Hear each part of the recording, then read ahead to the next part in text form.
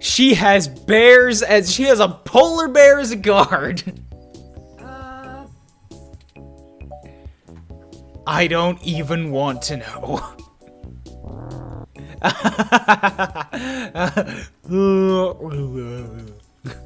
We meant no disrespect. This is great. This is fantastic. Your guess is as good as mine. Mine says we can go in. Should we? Yes, I have to see what's going on in this place. Oh, wow. Swanky. Pay attention, Turing. Oh, Miss Flores. Excuse us for the intrusion. My name is Turing, and... Interruption. I know who you are. This music really reminds me of all things, Super Mario RPG. And I think it was Lady Valentine? Or maybe Valentino? There was some really hard to pronounce name, but the person who'd taken over Cloud Kingdom.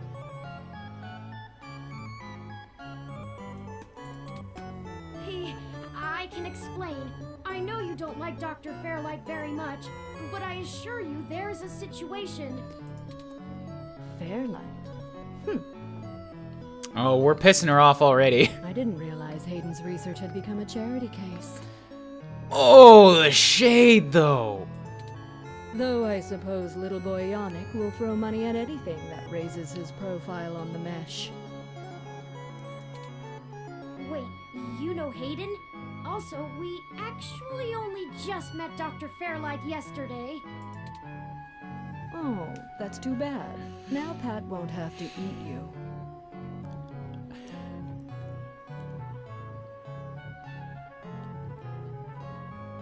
I'm scared. What?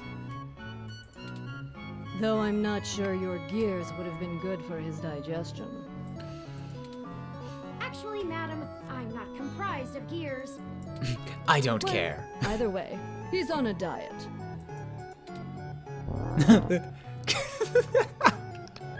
I love that they keep giving the bear lines. This philosophy is how I lead my life. Sometimes you eat the bear, and sometimes the bear, well, he eats you. Do you understand? Not at all, but I will nod. Really? Look, I don't have all day to entertain you, Turing, nor your new friend. Not even for Hayden. I like Pat. You don't have time. I agree, to Green waste if you're Power going Star. to find him either. He's dead. Like, we know where he is. He's in the ground. Right. All right, time to, start pouring milk on things. Oh, I can't. A business card. Background program researches the Fairlight family history. Fairlight's great uncle on his mother's side was a chef for the second Clinton administration. Neat. Brochure for the Human Revolution. The last time Media Blitz hosted a celebrity that supported them, the amount of angry messages from both sides that the studio received caused a network-wide ban on the issue. Yipes. How many times? What can I use the brochure with here? This thing is so old it might even agree with you and reminisce on the good old days when computers and humankind were separate but functional. Room control. Only Madame Flores and a team of techno-archaeologists could figure out how to make this fossil run. Use it. Like the high-stakes socialite relationships it monitors, the RO51E is extremely delicate. Teapot. And milk. It's fairly likely you can request milk that isn't toxic, but that doesn't have the same character. Maybe even honey, really. There are bears around, after all. Will the bear take my milk? Don't feed the bears. But I wanna. Okay, fine, you can feed the bears, but anything except that. Does the bear agree on the human revolution? Don't be fooled by the veneer of courtesy. Pat is just a bear with brain implants and probably knows exactly what this is. Guessing he wouldn't appreciate this propaganda. What up, Pat? So, Gur and stuff? Awesome. Fountain. Brochure. Most of the human revolution's arguments don't hold water. Turing! No, don't buy into the puns. They're a terrible, awful relic of humanity that we're trying to get rid of.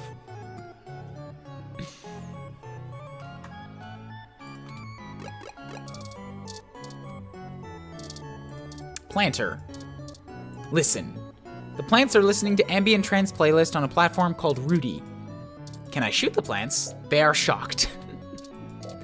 Not in an actually electrified way, just surprised that you would pull something like that on them. This game is fantastic! A Malcolm model ROM is tending to the garden. Can I use the planter? The box looks impossible to open, but rubbing the outside does produce a nice squeaky plastic on furniture sound. Door. Can I talk to the door? It looks open to conversation. Maybe a little too open. That just makes it awkward. Disagree.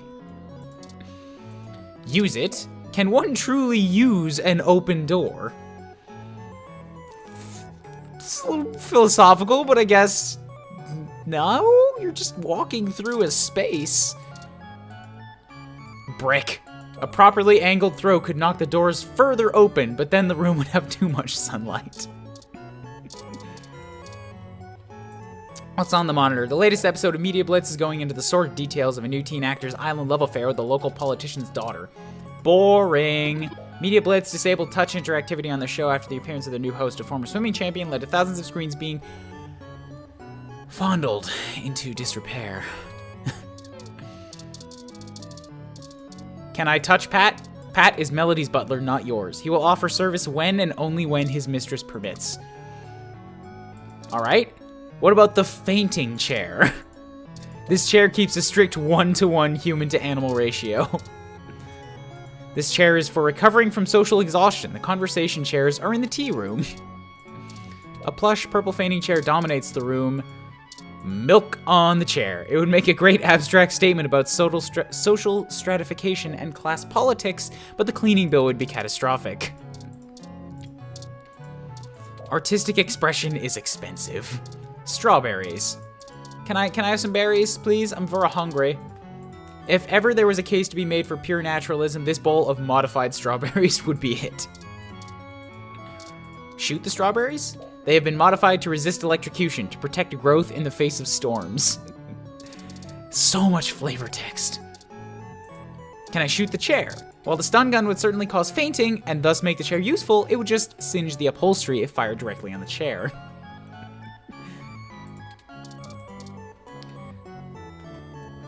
Alright, pet the cat. You give the cat a pet. The name on our collar says Lily. Don't crowd the cat. Robot felines are double humorless. Oh, it's a robot. It's not even an implanted feline. It looks remarkably bored at all attempts at conversation. The most regal-looking robotic cat in the world sits prim and proper on the fainting chair. And Milk the cat. If this cat had the ability to drink from a saucer of soured milk, it would become the single most spoiled entity to ever exist. Ba-dun-dun. Alright. Melody. Milk. That's gross, dear. Just no jokes, no attempted like polite putting down. Just you're disgusting. Don't show that to me. Let's keep our sick bags to ourselves, shall we?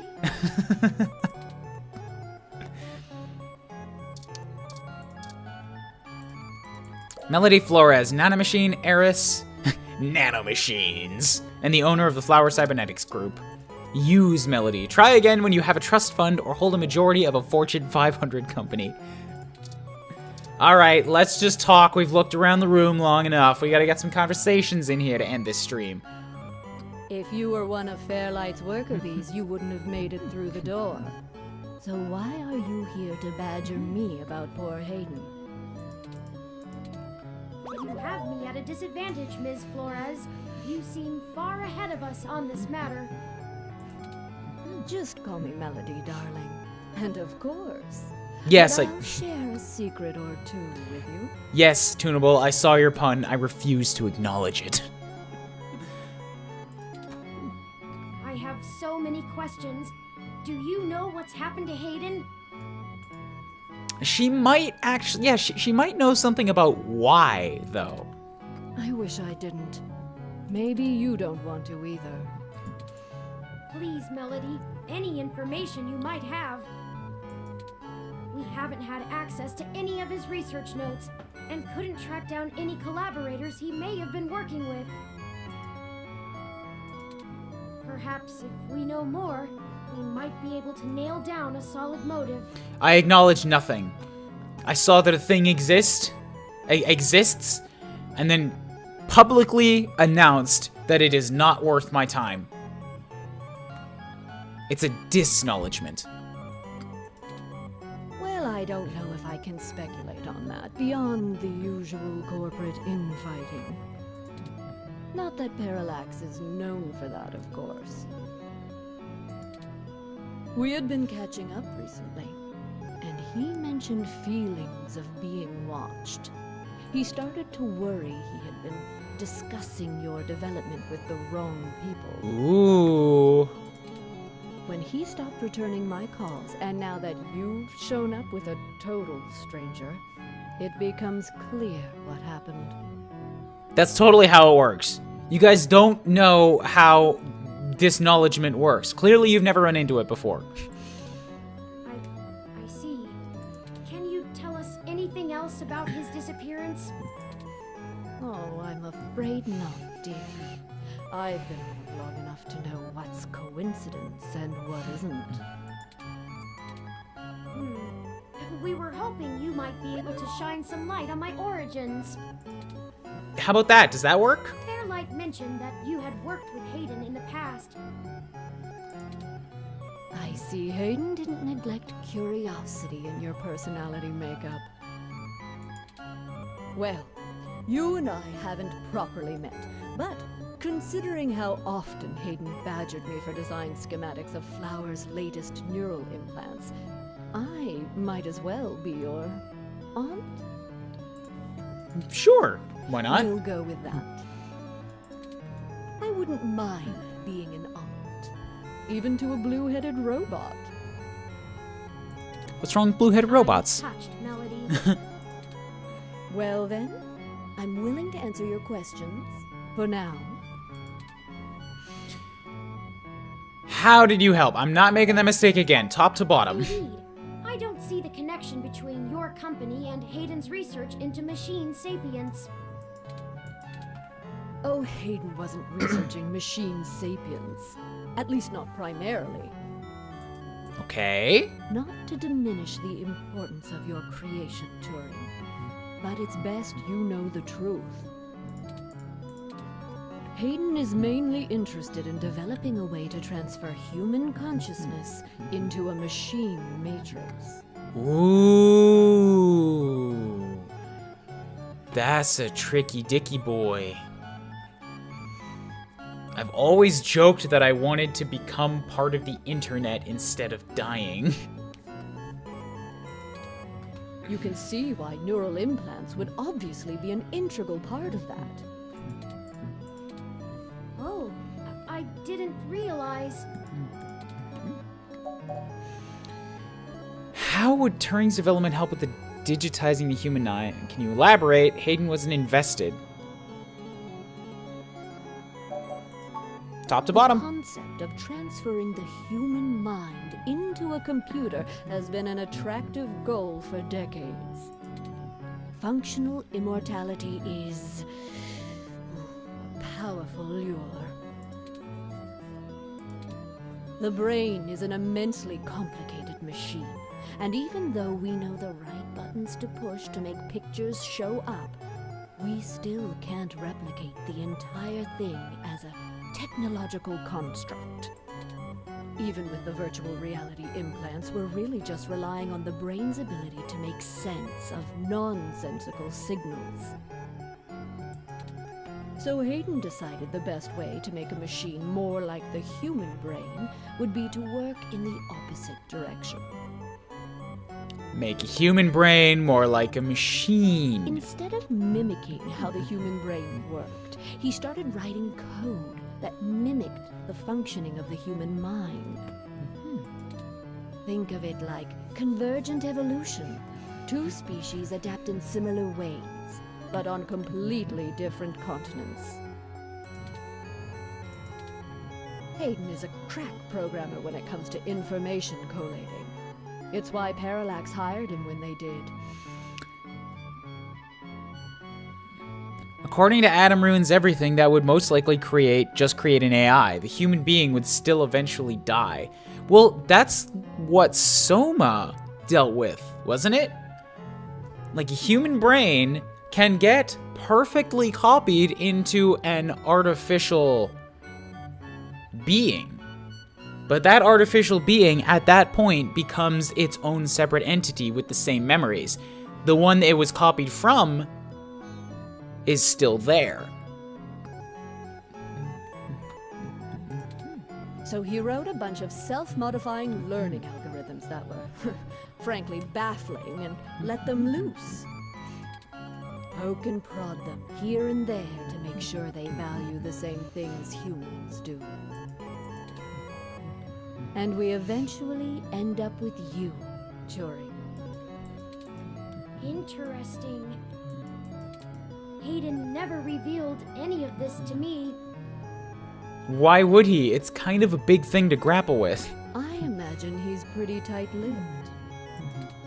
You were the first prototype he considered a real success, and he was afraid of contaminating your development before he had a chance to make good observations. So can you elaborate on your involvement in this? If you can even call it involvement. It's a small city, and if you're in the tech sector, you are never more than 2 degrees removed from anyone else. When he started looking into this pet project of his, he came right up to my door and demanded access to the research logs behind our earlier implants. Sorry I'm not talking too much right now. This is really, this is like the curtains getting pulled back. This is interesting stuff. Cheeky, but it was impactful and disruptive, as they like to say around here. I couldn't care less about Flowers' patents anymore, so I gave him what he wanted, just to see what he would do. I'm frankly more impressed than I expected I would be, but don't tell him that. No worries on that front. I promise I will keep your secret if you give me something. She doesn't have to know. Don't worry. Turing, you're fucking it up. Turing, put on your poker face. She doesn't have to know. I won't. Oh, that was a compliment, dear. He I had to didn't have been say invested. that. Yeah. Music changed. Of course he was invested. Just because she wasn't the original purpose doesn't mean he wouldn't care. Hayden was quite interested in Turing, even if he is just a step to further research. Okay, so Melody's calling Turing a he. I'm still sticking with she. In fact, he was preparing to publish his findings involving Turing, and I know it's going to make one heck of a splash in the scientific community. See, the most impressive part about you, Turing, is that you're surprisingly stock. I assure you, Melody, my construction involves only the latest and greatest in ROM prototype technology. You say that, but she knows more about what's in you than you do. Exactly. You're not off the shelf, but you're still just a souped-up ROM, more or less like every other one out there. Your personality algorithms are impressive, but they don't require some new space-age technology to work. Hayden is going to propose that human consciousness transference does not require special brain-like hardware architecture, but merely the right software wrapper to interface with the hardware. Much like how you function. I suppose that is correct. Still, my personality matrices do take up substantial amounts of my processing power. Wouldn't custom hardware have capabilities that better serve such a demanding specialized task? Potentially, but that's something that can be developed after the fact. It's not necessary to get the program up and running. Sure, there's still plenty of reason in trying to make a computer that works just like a human brain. Efficiency is an important part of that. But if Hayden can emulate the human mind in existing technology, it means we can start the immortality now, rather than waiting for hardware to catch up with Hayden's software. She's on this... Brain link. I know where it's going. Frankly, I'm not terribly interested in living forever.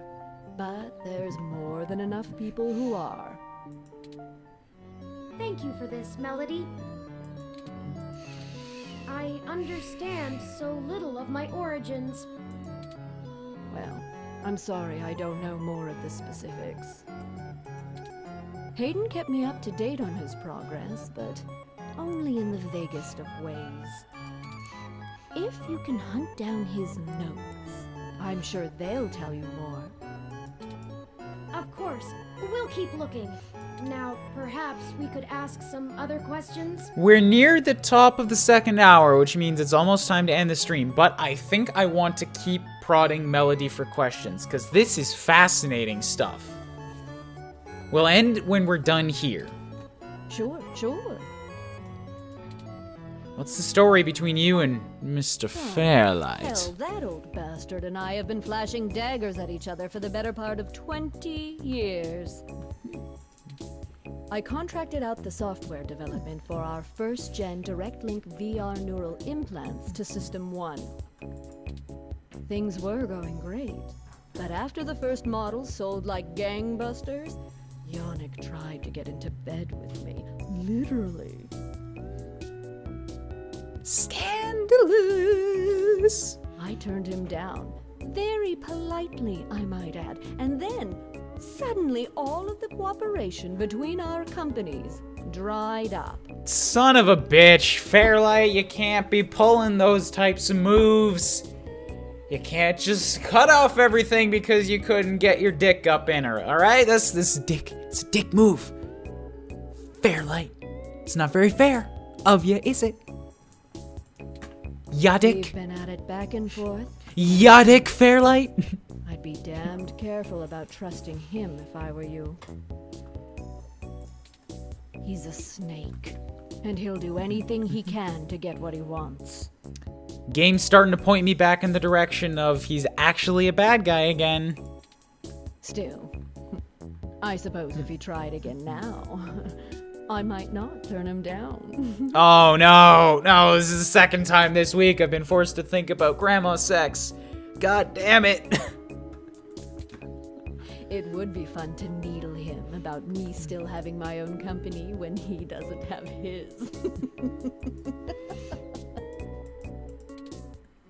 Alright, I guess we're done. Good.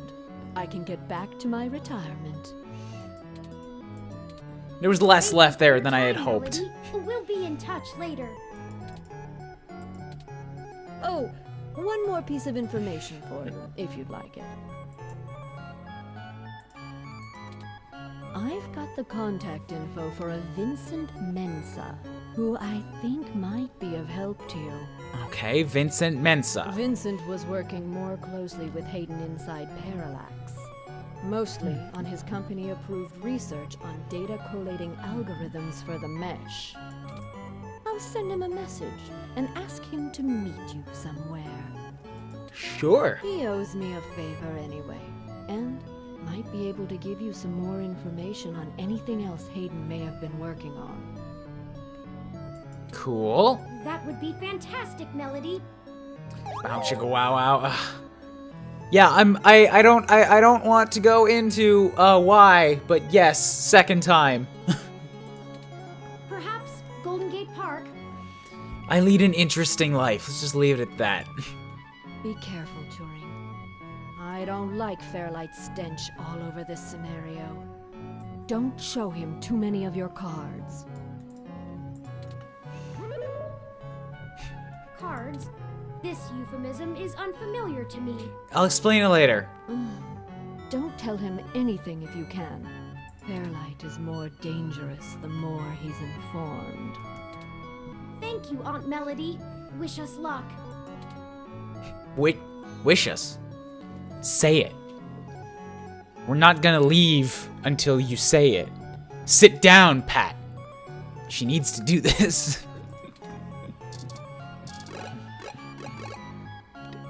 Okay. Well, with that all done, I think that this is a pretty good place to end the stream. Thank you to everybody who tuned in this morning for the third week of Read Only Memories. I believe I still have time next week. My Rogue Trader game got pushed back to sometime in March, so I should have all of February to continue this on Saturday mornings. It's whenever I wake up, but usually it seems that I get on around 8:30 to 9:30 my time, which is 7:30 to 8:30 Pacific Standard. If you guys want to be here for next week. If you're not yet, remember to hit the follow button down below. Please, and if you want to see the backlogs of it, I post them 2 or 3 times a week in chopped up versions on my YouTube channel. Link is also down below the Twitch chat. Thank you everybody so much for watching this morning, and I will see all of you. Oh wait, shit! One last thing. Twitter. That should also be down below, but if it's not, it's at Kuurion, Kuurion, same as the Twitch channel here. I am about to put up a vote on which game to play for my Monday stream. Used to be Tuesday streams, but I'm making it Monday next week just to test out the waters.